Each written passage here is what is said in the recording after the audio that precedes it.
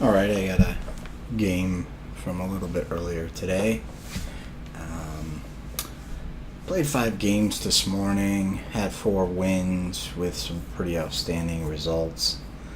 And I think this was the last game I played. I don't remember what the first game was in. It might have been in Haragumo and I lost. Then I had 2 Republic games, one in which I did 6 kills. And I've just uploaded that one, or in the process of uploading that game. And then the second one was also in the Republic, and I had 4 kills. Then I played a game in the Gearing, had a couple kills. And then there was this game. So I'm divisioned up with Trusin, and he is in the Yamato. We spawn in the middle. I decided to take a peek at B. There's only 2 DDs on our team. I didn't really notice that at the start. I tend to poke B generally, although I also, especially recently, I've been running the Shimakaze with AKM Torps, and that is not the case in this game. I'm actually running the 12s. No reason in particular. For some reason I just swapped them out before this game. I don't even know why, to be honest. But they do offer a little advantage when it comes to obviously a little greater range, and it also allows you to potentially get people that decide to turn out and kite before your torps get there. That's a big issue with the 8s, at 6.5 kilometers. If I torp somebody and they start to turn out after my torps are gone or have been launched, there's probably little to no chance that I'm actually going to hit them. So this game is kind of interesting because there are CVs in it. I probably would have been rage quitting if I was running 8km torps, because it really makes the game, as if it's not difficult enough, it would make it super hard. So for some reason, the Neptune that was with me, or behind me, basically smoked up, and I'm not really even sure who he was shooting at, but he must have saw something that he thought was worth shooting at. Smoked up. Ironically, he never took any shots at this gearing that was spotted. It's going to be a little bit of a slow start. Like I said, I didn't realize there was only 2 DDs in this game. The Fletcher's over at A, not capping, and I'm at B, not capping either. And I kind of realized that. And my division mate is actually slightly behind me, and he's actually starting to head over to the A cap. Neither of these CVs are what I would consider good players. Their stats show them both as below average players, so I'm not so concerned about the CVs, although there is a great chance that they will spot my torps. I think in that case, those were shot at the gearing. They were a little short of his position. But here you'll see the Neptune is trying to farm the Zao when probably could have done some serious damage to that gearing. The Kerfur's got a big chunk of me there. It's kind of unfortunate and annoying. I had started heading over to the C cap when I noticed that I was the only other DD in the game besides the Fletcher.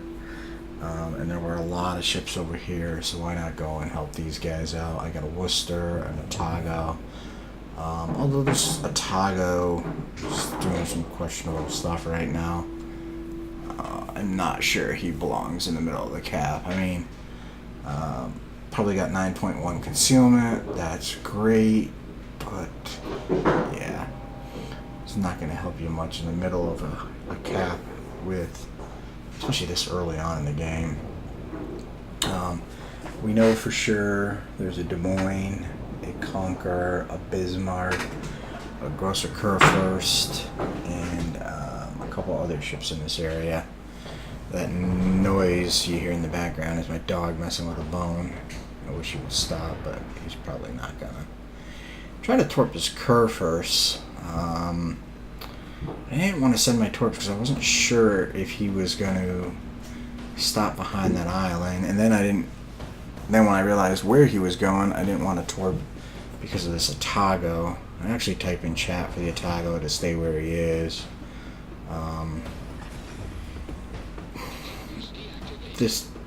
This torp launch isn't going to go as well as I had hoped. I'm not sure if I'm radar or hydro. I believe that's radar. Probably the Des Moines.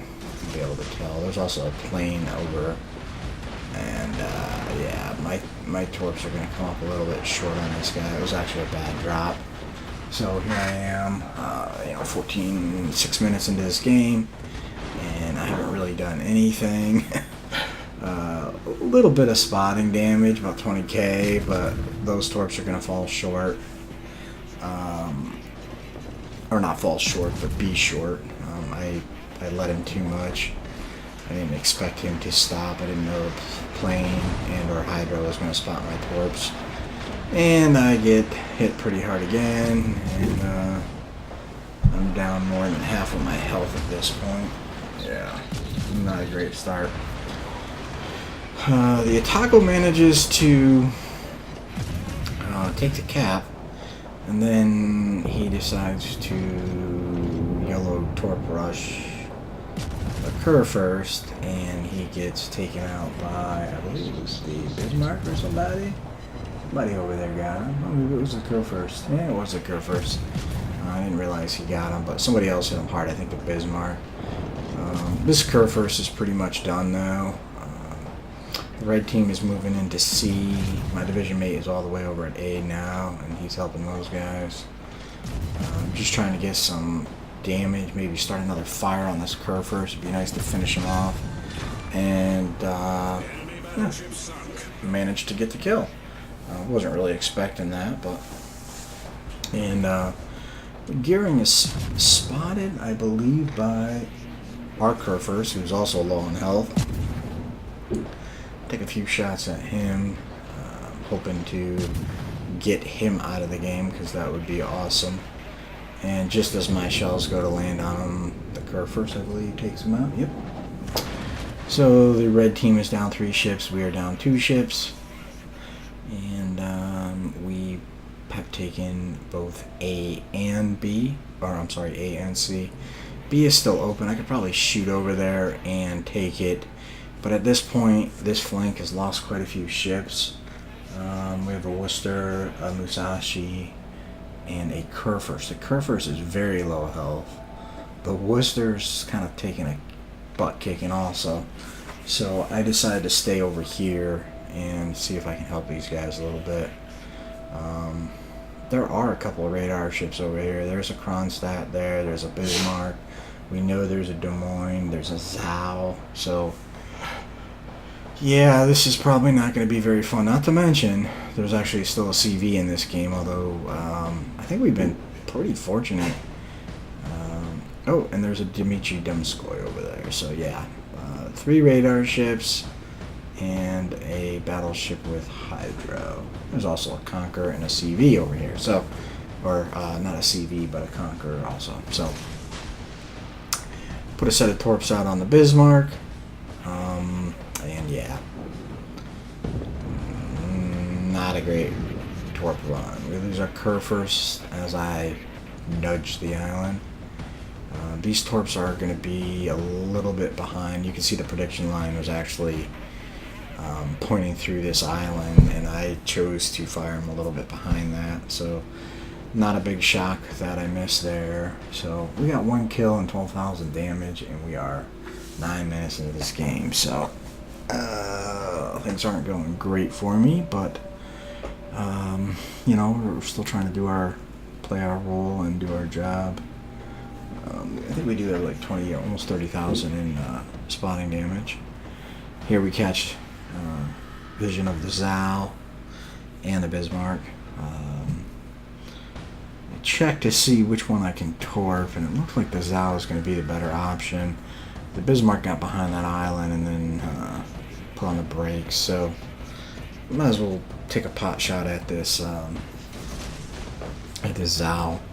We sent him a little bit behind the prediction, and I do fire a shot here just to reset him. I knew I was kind of behind the island. He was visible to somebody else, so I didn't have to worry about going behind the island and losing sight of him. I was able to basically just reset the cap. Hey, go lay down. That was my dog swinging his toy around up against the crate. We managed to get one torpid on the Zal, so that's awesome. And we've already put the second set out pretty much on that same path, although I don't know, if I got torped I'd probably back off or turn out or something, but doesn't appear to be the case with this Zal. He is continuing on at the same speed, and he's already used his repair, so if he gets a flooding, if the torp doesn't kill him, he'll be flooding out probably. And it does look like I am going to get a hit, and just like that, we're at about 50k, and that was our second kill, so not too bad. Radar is on us. We're going to get a little distance here and get out of that radar. Of course, we're still taking shots from all over the place. I tell the Worcester I'm going to smoke him up. I don't know what he did for damage. He's kind of been in this fight the whole time, although I think he's been, backpedaling on his heels most of the game because, as you can see, it's basically myself and the Worcester. The CV has put fighters over here. I didn't really notice that during the game, but he's kind of helped us with some spotting. But we have a Des Moines, a Kronstadt, a Conqueror, and what else?